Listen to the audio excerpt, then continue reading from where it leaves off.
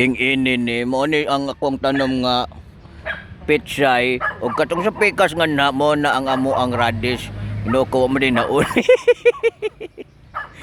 Ing ini ni mo to ang kaning mga ano diri kaning mga tig kot sa balas kato si Ilay, si Binos, si Joy ngani.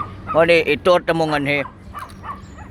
Tanawan ninyo mo ning tanom na mo diri nga radish napon mi kuan pitsay. Mo ning pitsay ngani kani dagko naong wa pa na harvest na unahan nami sa ulod.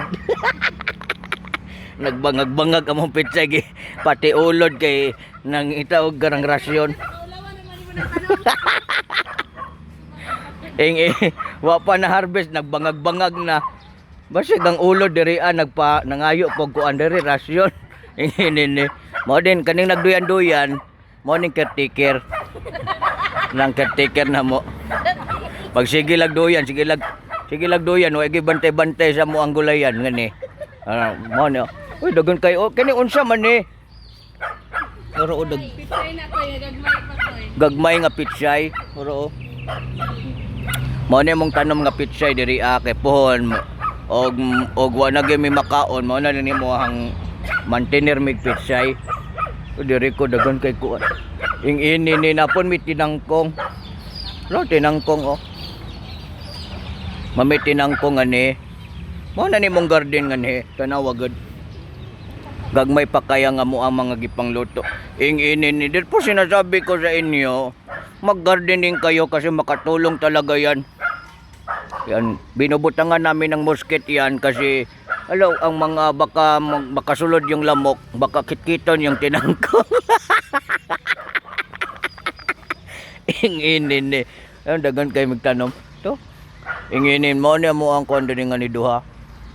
Dako kay mo ang yuta. Ingin ni na may nagdala-dalag po si mapahawa ta diri kini nagbantay.